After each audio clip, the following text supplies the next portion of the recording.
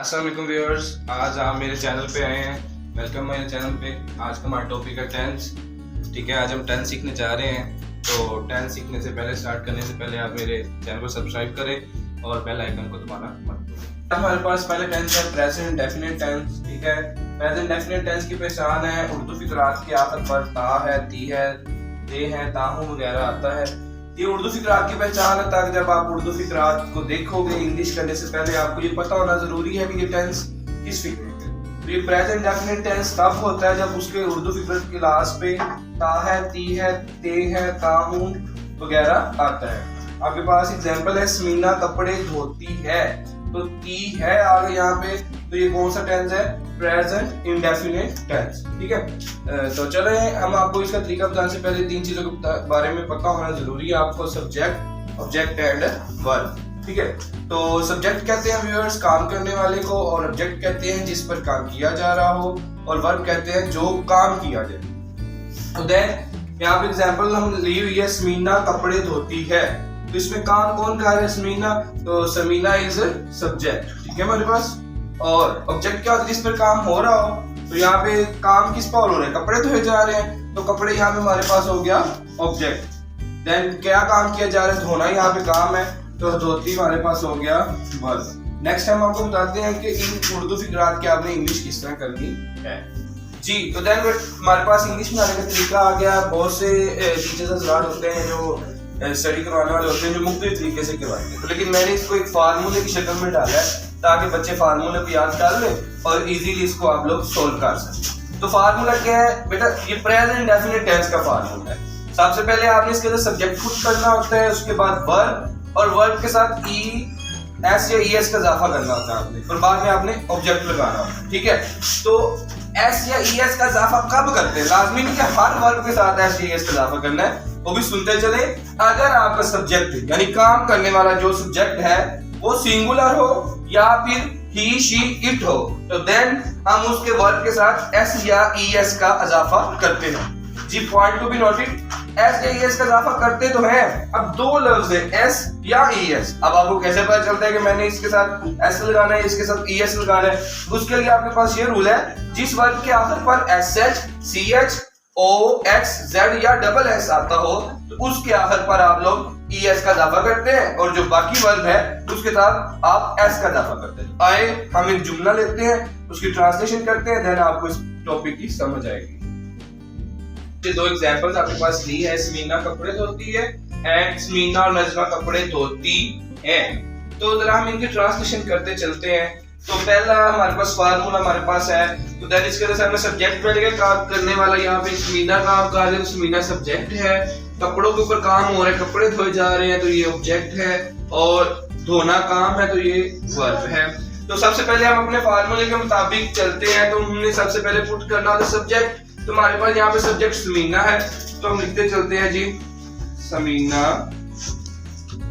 उसके बाद फार्मूला हमारा कहता है वर्ब लगाओ। वर्ब इसमें धोना है, धोना की इंग्लिश होती है वॉश, तो देन मैं लगाता हूँ यहाँ पे वॉश। जी, लेकिन एक बात और गौर करनी है हमने, एस या ईएस का इजाफा। इसका मतलब क्या है? मैंने आपको भी पीछे रूल लिख के दिखाया कि अगर आपका जो सब्जेक्ट है वो सिंगुलर हो या ही, शी, इट हो, तो देन हम इसके साथ एस या ईएस का इजाफा करते हैं वर्ब के साथ। तो समीना सिंगुलर अकेली है, तो यहाँ पे हमें एस या ईएस का इजाफा करना पड़ेगा। फिर हमने रूल, दूसरा रूल मैंने लिखा था कि अगर वर्ब के लास्ट पे एस एच, सी एच, ओ, एक्स, जेड या डबल एस वगैरह आता है, तो फिर हम ईएस लगाते हैं। तो इसके लास्ट पे एस लगे तो इसके साथ ईएस का इजाफा होगा। तो समीना वॉशेस कपड़े cloth, Samina washes the cloth. जी, तो इसी तरह का एक और जुमला है जिसमें वो कह रहे हैं समीना और नजमा कपड़े धोती है। तो देन हमारे पास यहाँ पे सब्जेक्ट समीना और नजमा दोनों काम कर रहे हैं, तो ये दोनों सब्जेक्ट हैं। कपड़े यानी धोना, कपड़े धो रही है, काम कपड़े पे हो रहे, तो ये ऑब्जेक्ट है, और धोना यहाँ पे वर्ब है। तो देन सबसे पहले फार्मूले के मुताबिक हम सब्जेक्ट लिखते चलते हैं। यहाँ पे समीना एंड नजमा। अब धोना वही बात आ गई वॉश। अब अपना अगर आप लोग वो रूल देखते तो उस रूल के अंदर ये था कि अगर सब्जेक्ट सिंगुलर हो या ही, शी, इट हो, देन हम एस या एस का इजाफा करते हैं। अब हमारा सब्जेक्ट सिंगुलर तो नहीं है, ये दो है, अकेली नहीं है जो समीना है, तो देन हम एस या एस का इजाफा नहीं करेंगे। तो डायरेक्ट हम तीसरे नंबर पे उसका ऑब्जेक्ट लगा देंगे, जो कि ऑब्जेक्ट हमारे पास क्या है, क्लोज। तो Samina and Najma wash the clothes. Then viewers ये कोई भी एग्जांपल हो सकती है, तो आपने गोल करना है एस या एस का इजाफा तभी करना है जब आपका सब्जेक्ट सिंगुलर हो या ही शी इट हो, अदरवाइज एस या एस का इजाफा नहीं होगा। और इस फार्मूले के मद्देनजर अगर आप चलते जाओ तो आपका टेंस बड़े इजीली, जो इसका सादा फिक्रात की ट्रांसलेशन है ना, बड़ी इजीली हो जाएगी जस्ट एक फार्मूला की मदद से। आप फार्मूले को देखते जाए और अपनी पुटिंग करते जाए जो जो आपने चीजें पुट करनी है जी। तो नेक्स्ट हमारे पास एग्जांपल है, मैंने एग्जांपल ली, यानी हम प्रोनाउन को इस्तेमाल करते हैं एग्जांपल अगर लेते हैं, ठीक है ना। प्रोनाउन वो होता है जो आपके किसी नाउन की जगह हम इस्तेमाल करते हैं, यानी वो खाना खाता है, तो वो लड़का है तो लड़के के लिए वो की इंग्लिश ही होती है, लड़की के लिए शी होती है, एंड किसी बेजान के लिए इट होता है, ठीक है। तो देन पहले हमने ये चीज यहाँ से नोटिस देनी है कि यहाँ पे सब्जेक्ट क्या है, वर्ब क्या है और ऑब्जेक्ट क्या है। काम कौन कर रहा है, यानी खाना कौन खा रहा है, वो यहाँ पे आपके पास सब्जेक्ट हुआ। क्या खाया जा रहा है, खाना, यानी खाने के ऊपर काम हो रहा है, तो दिस इज ऑब्जेक्ट। एंड खाना खाता, जो खाता है काम है ना, तो ये क्या हुआ, वर्ब। तो इसको मद्देनजर रखते हुए हम चलते हैं। सबसे पहले सब्जेक्ट है, सब्जेक्ट वो है, वो लड़का है। अगर यहाँ पे पी है आपका खाती है तो फिर शी लग जाता, तो लड़का है तो ही लगेगा ही। अब खाना की इंग्लिश, यानी जो खाता है इसकी इंग्लिश ईट, खाना, फूड का, तो यहाँ पे आपको ही ईट फूड। तो देन यहाँ पे एक चीज को आपने मद्देनजर रखना जो मैंने स्किप की है। देखते चलें कि हमारे पास ये जो है आपका सब्जेक्ट वो सिंगुलर है, ये ही शी इट है, तो ही है हमारे पास। तो देन इसके सब्जेक्ट के साथ वर्ब के साथ हम एस या एस का इजाफा करेंगे। अब ना तो इसके लास्ट पे एस एच है, सी एच है, डबल एस ओ एक्स ये नहीं है, तो देन इसके आगे सादा क्या हम करेंगे, एस का इजाफा करेंगे, ही ईट्स फूड, ठीक है।